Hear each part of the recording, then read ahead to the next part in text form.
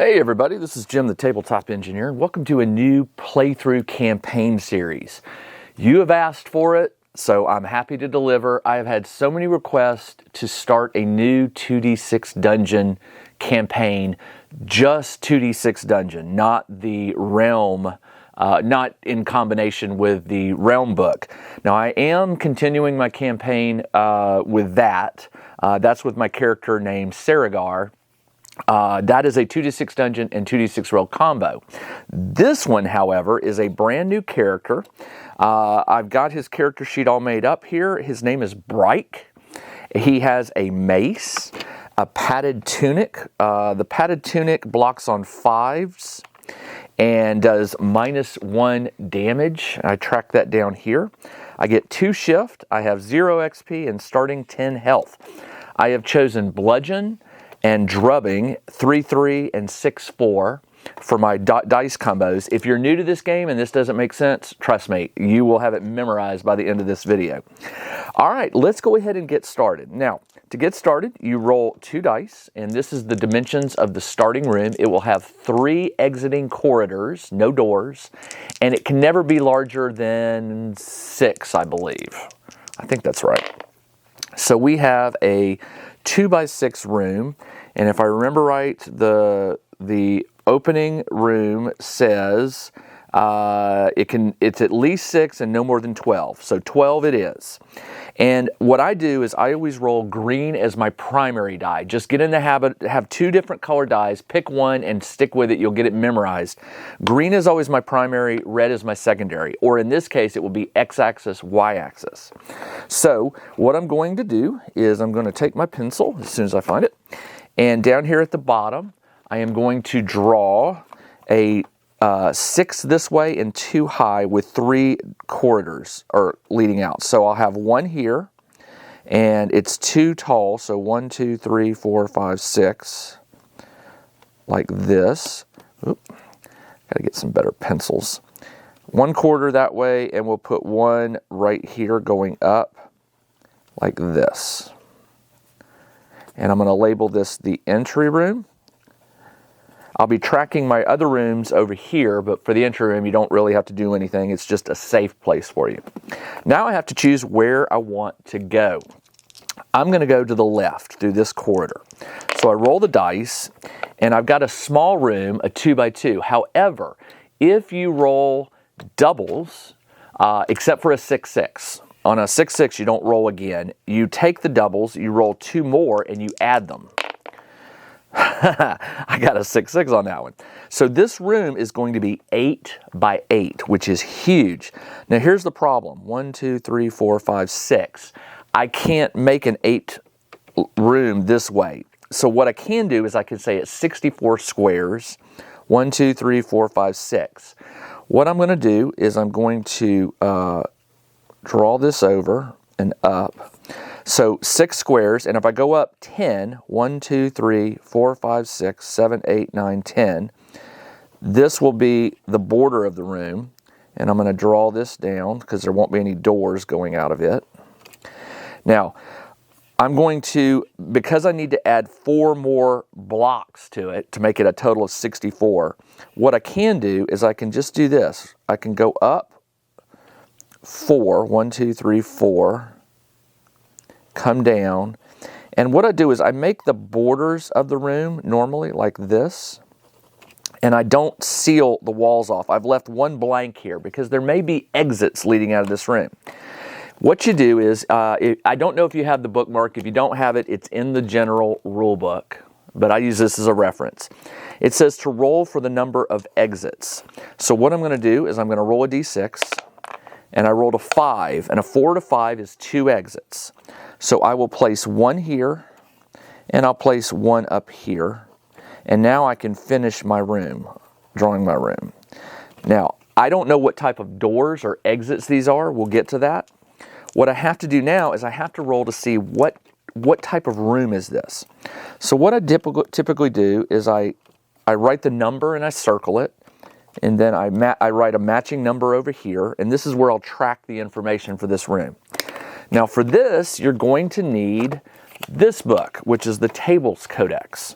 And there are there's 10 levels to this dungeon, and there are tables for just about every level. Well, there are tables for every level. Right now, I am going to be turning to the level 1 tables, which starts on page 33. Now, you'll see it says level 1 and 2. That's because pairs of levels will share some tables, not all. Level 1 and 2 will use this for the tables, and I come down here and I'm looking for a level 2 large room. A normal room is, I believe, under 32 squares. A large room is over 32. And so in this case, I've got a 64. I'm going to be looking for a level 1 large room, which is right here, L1 LR, level 1 large room, and it says page 40. So I turn to page 40. And just so you know, in future episodes, I'm not going to go this level of detail into explaining things. I'm just going to turn to the page and tell you what I'm doing. So I figure in this first video, I've got probably some new players that have never played the game before, so I'm just going over the way this works. All right, so for a large room, you roll 2d6 and you add them. For normal rules, you can roll the same color if you want. I try to get in a habit of rolling 2 different ones, because for normal size rooms you need 2 color dice, but we'll get to that. So I'm going to roll these and add them, and that is an 8, and I come down here to 8 and it says this is a sparring chamber. So I try to get in the habit. What I try to do is write down the number I rolled, because sometimes you're flipping the book, you're flipping between pages, and sometimes you want to come back to this, and it just helps to remember that I rolled an 8 for a large room. And it's called a sparring chamber, so you want to write that down, because some of these rooms are unique, meaning there can be only 1 per level. And they'll tell you there's a unique column here. For sparring chamber, it says no, it is not unique. If it is, I would write U next to the name so that I remind myself there can only be 1 of these. Then I read it. This is a training room where there is a circle of sand in which a warrior and a scout are sparring. They turn and attack. If you survive, roll on BT 1 plus 2. I typically write down BT 1 plus 2. That's the chart I'll roll on if I win this scenario. Now, there's a warrior and a scout. And what I'm going to do here is, if you have this book, all of the cards for the bad guys are in the back. You can print them out, sleeve them up, and you're ready to go. What I've done is I purchased the box of 2d6 game cards, so I didn't have to print them up. But if you don't want to do that, you can totally print them yourselves. Now, these cards are broken by levels. In the upper right corner, it'll tell you the level. So I'm going to get a scout and a warrior, and I keep these in alphabetical order typically. Scout, well, that one wasn't, and a warrior. There we go. All right, I am going to put these cards up on the screen for you so you can follow along, and I'll try to explain how combat works. So I'm going to put them here in front of me, and if you look on the screen for the warrior, under hit points it says 9. So this one has 9 health, and I just typically track it on this little dry erase, but I used to track it over here, however you want to do it. He has 9 health, and the scout has 5. Now, don't worry about the other stuff you see about XP and all that just yet, but do take a look at shift, SH. Both of them have a shift of 1. So what I do to remind myself is I'll put a die down here to remind me that they have 1 shift. I have 2. Now, I will say this. If you haven't read the rule book, you need to read it, because even though I'm going to explain a lot of it, I assume that you know what the shift is and how it's going to work because you've read the rule book. The other thing is the warriors and the scout will block on different types of hits. So if you look at the text called interrupt for the warrior, it says he will block on primary 4s. And what I do is I use green dice for primary and red for secondary. So I will put a 4 to his left, and it says he dodges on secondary 3s. And I'll put a red 3 to his right. And that just reminds me visually what they block on. The scout, take a look. He blocks on primary 1s and 6s. So some bad guys will block on more than 1 number. And so for that, I'll use 2 green, a 1, and a 6. And you'll also notice that depending on what the block is, it'll tell you that they subtract damage. Like look at the scout. If he blocks on a primary 1 or 6, it takes off 2 damage. So you have to remember that. All right, so let's go ahead and see how combat works. Now, when you encounter just one person, you attack first and then they attack, and you keep going back and forth. But when there's 2, you have to pick which one you're going to attack, and then both of them will get an attack.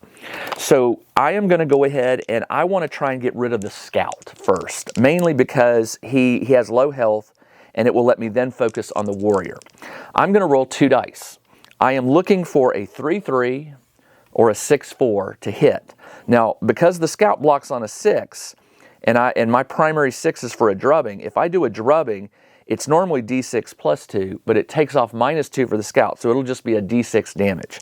So let's see what I get. I got a 2-1. All right, one more thing. You want to track your combat rounds over here. So this is round number 1. And we'll explain what this second one is in a minute. So for a 2-1, with 2 shift, I'm just going to put this here to show you. With 2 shift, I could make that a 3 by adding the 2 to the 1 and turning that to a 3. But I only hit on a 3-3. Likewise, I could use 1 shift to turn this to a 3.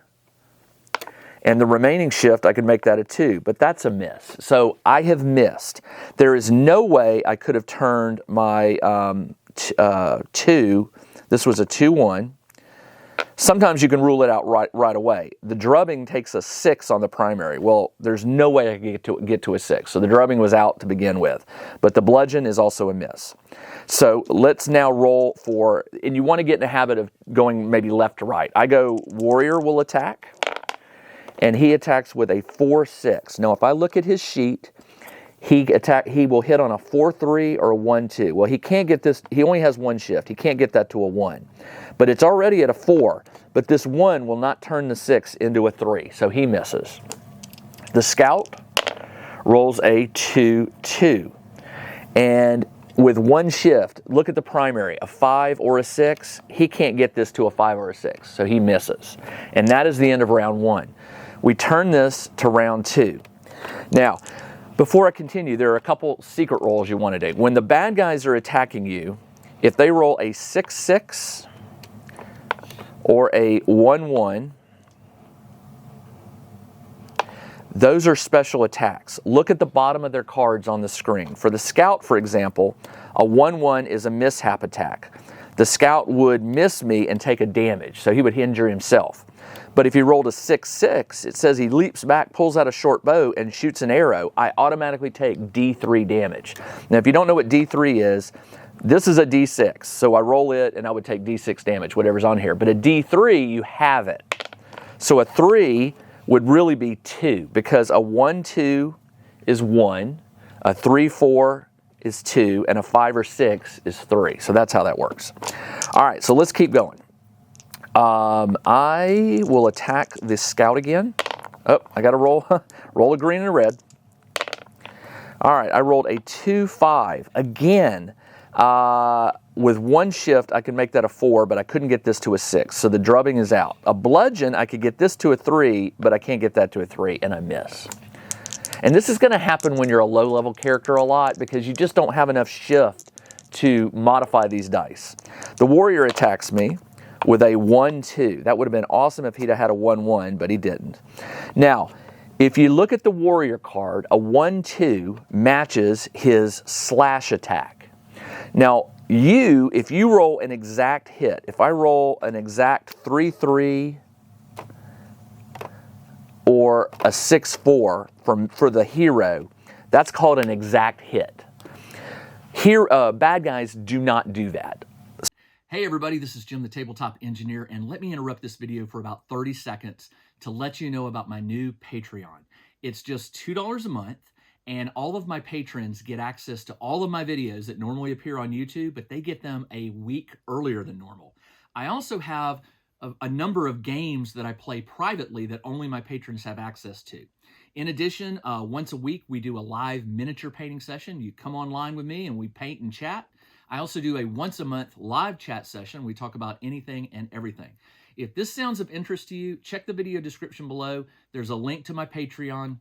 Like I said, it's just $2 a month, and what those extra funds allow me to do is make more videos, and that's what I want to do. So I hope you'll consider joining me as a patron, and now let's get back to the video. So with a 1-2, he hits, and he's going to do D6 minus 2 damage. Now the first thing you want to do is look at the dice and compare them to your armor. My armor is a 5. I have the padded, the padded tunic, which blocks on a primary 5. That's a primary 1, so I will not be subtracting 1 damage from this. So it says it's D6 minus 2.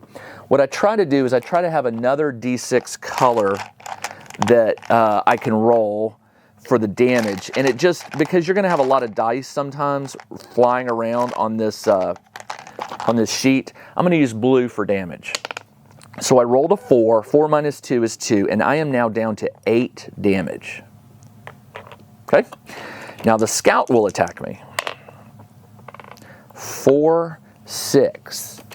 Now with 1 shift, it can't make this a 3 or a 2, so it's an automatic miss. Do you see how I did that? Sometimes you can look at the shift and immediately I'll just look at 1 die and you know whether there's even possible. They won't do a jab because they would need to get this down to a 3, and they can't do a quick charge because they need to get it down to 2, so it's a miss. We are now at turn number 3. Now, why are we tracking this? Because at turn 4, something's going to change. I attack the scout again. I rolled a 4, 5. Now, again, I could get this to a 6 with 2 shift, but I can't get that to a 4.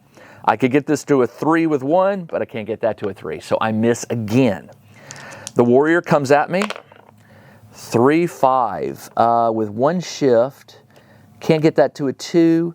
He could get that. No, he can't even get to a 3, so he misses. The scout is a 1, 4. With 1 shift, he can't get that to a primary 5 or a primary 6, so he misses. All right, now we go to turn number 4. If you read this little text here, it tells you once you reach 4, all combatants are going to get plus 1 shift. And I'll put that right here. And just so you know the rules where they are, I want to show you. It's on page, combat has its own section in the book. It's on page 22. All right, this is where you cover combat. And it tells you shifting. You can't shift a 1 to a 6 or a 6 to a 1. It doesn't wrap around. Shifting dice for monsters, yes. Now, the combat round is explained on page 24, fatigue. So when you begin round 4, this goes to a 1. You and the enemy. So I just want you to understand, this is for both of you, not just you. All right, so now I have 3 shift, and these guys both have 2. I'm going to attack the scout. I rolled a 6, 1. Now, with 3 shift, I can turn that to a 4, and a 6, 4 is a drubbing. But remember, the scout blocks on primary 6s. So I will roll a D6 damage. Normally it's D6 plus 2, but he has minus 2. 2 plus 2 is 4, minus 2 is 2 damage. So I do 2 damage to the scout, and that is the end of my turn. The warrior will attack me with a 4, 2. All right, he only has 2 shifts, so he can't do a slash, but he can turn this to a flurry, which is D6 minus 3. Again, I don't block on a primary 4, so it's D6 minus 3, and 2 minus 3 is no damage. I managed to block it. The scout, oh, not good. Okay, there we go. The scout just got a 6, 6. So he pulls back and looses an arrow that does D3 damage. And you don't block on this. That is 2 points. I am down to 6 already. Okay. Turn number 5, we increase this to 2 shift. It will never go higher than plus 3 shift. I will attack the scout. That is an automatic miss, a 1-1 for me. There's no damage to me or anything. It's just an automatic miss. The warrior does a 3-2. Now with 2 shift, he can make that a slash because he can turn that to a 1. I'll let you do the math to figure out why he can't do a flurry. Slash is D6 minus 2, and again, I don't block on a 1. 3 minus 2 is 1 damage. I am down to 5. Getting through level 1 is it's tough. A lot of people die at level 1. Getting to level 2 and 3, you start figuring some stuff out. But man, down to 5 health is got me a little worried. All right, that was the warrior. Let's do the scout. 3-4. With 2 shift, he could make that a 2, but not a 6. With 2 shift, he could make that a 3, but he couldn't get this up to 5. He misses. Turn number 6, we now get 3 shift. I will attack the scout.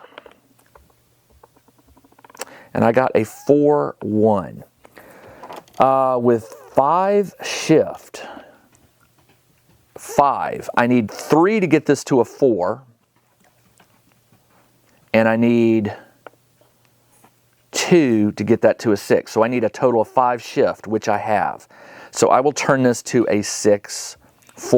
Now I could have turned it to a 3-3 because they both are going to do D6 damage. But I just wanted to show you how I do that. So I'm doing D6 damage to the scout. I rolled a 4 and the scout dies. We'll get to XP in a minute. I'll lay down the scout. He is dead. And now the warrior will attack me. The warrior got a 2-4 with 4 shift. You always want to pick the one that does the most damage. Now, for him, that's the slash. It's usually the one on the bottom. They usually go lowest to highest, but not always. I don't think that's true always. So he's going to do a slash. He could get this to a 1 with 1 shift, and he could get this to a 2 with 2 more. So he needs 3 shift. He has 4, so he can get to a slash, which is a 1-2. So it's D6 minus 2. Again, I don't block on a primary 1. 4 minus 2 is 2 more damage. I am down to 3. Now here's a problem. If I hit 0, I'm dead. I have a healing potion that I can take as an action to drink. It will take me back up to 10. However, it counts as an action. I cannot attack during that turn. So let me double check on this because I want to show you the page. Where was it? Potions. Potions are somewhere around here. Magic potions are on page 29. They can be used at any point in the adventure, even during combat. If used in a combat, you miss your attack. So I want you to understand on page 29, there's the rule for when you can use the potion. I don't really have a choice here. I think I've got to do it because if he attacks me one more time and he rolls a 4 or 5 or 6, I'm dead. So I am going to burn my potion, and what I do is I'll make a note in my iPad, but I'm also going to make a note, as soon as I find my pencil, what did I do with it? Did it roll under? Yeah. I'm going to make a note here, -1 healing potion. Now, it can't take you over 10. Some potions can. This one can only take me back up to 10. So I will do that, and now he gets another attack. Now, this was turn number 7, okay? We are now on turn number 7. Everybody gets the 3 fatigue, but there's a new rule for combat round number 7, and this is on page 25.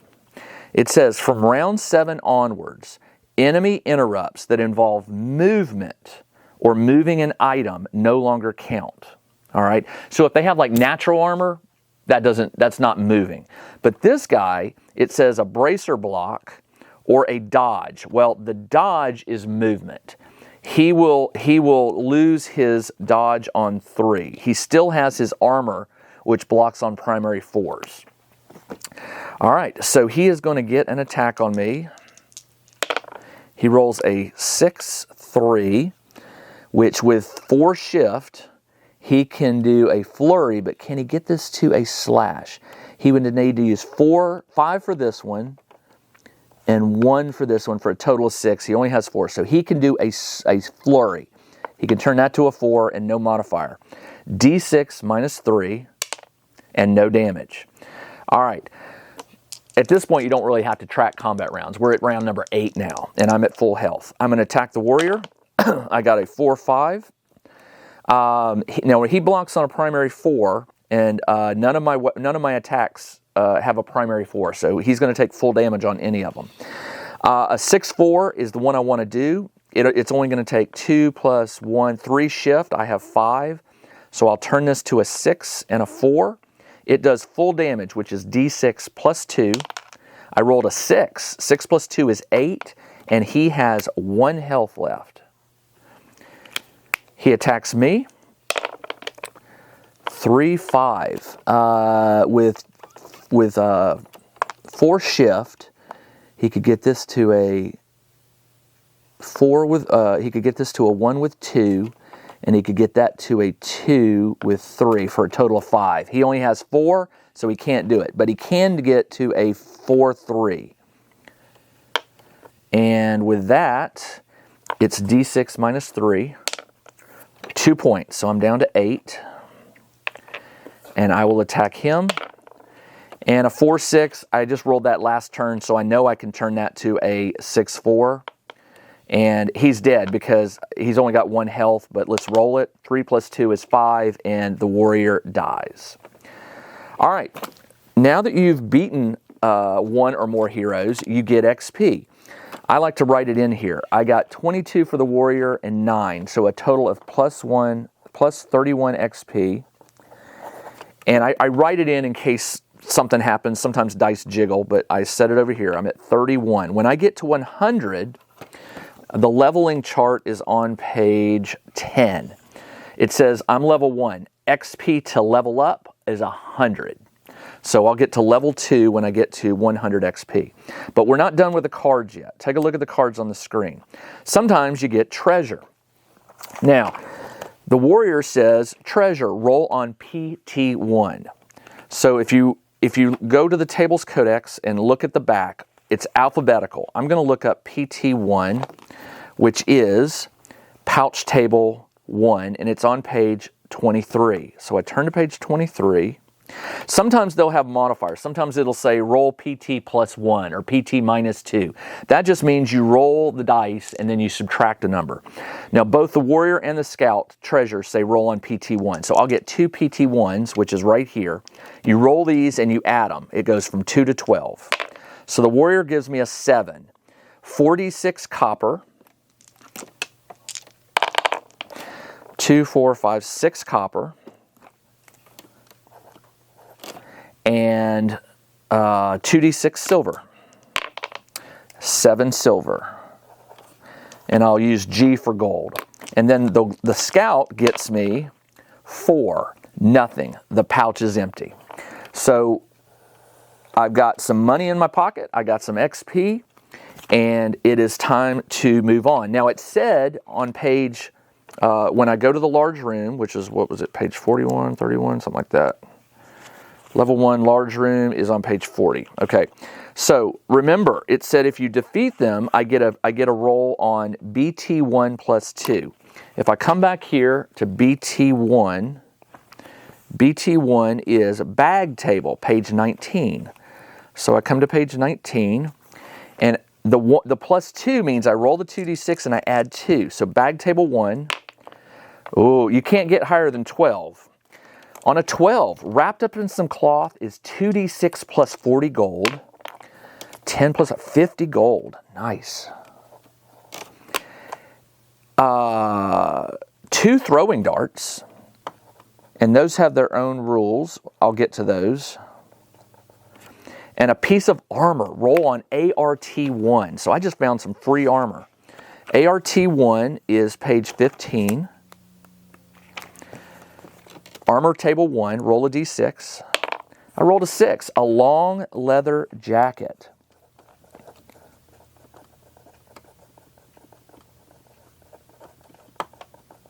And that was a great roll. And then finally, back on page 40, if you'll remember, it was not a unique room, but it did say that there are wood doors. So what I do is I come over here to the wood doors icon, which is just a simple square, not colored in. And then I roll here to see if they are locked or unlocked, a D6. A 1, unlocked.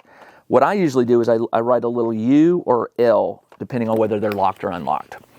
All right, that is the end of this episode. I try to keep these videos under 30 minutes, so I'll be back in the next episode and we'll pick up right where we left and see where Bryke goes next. I've got to pick a door, so join me in the next video and we'll see what happens. This is Jim the Tabletop Engineer. Until next time, everybody, take care. Check out the new RPG and Wargame newsletter. Each week, the Tabletop Engineer shares news, products, Kickstarters, and much more related to the gaming hobby. It's free to subscribe, so check out the link in the video description below to sign up.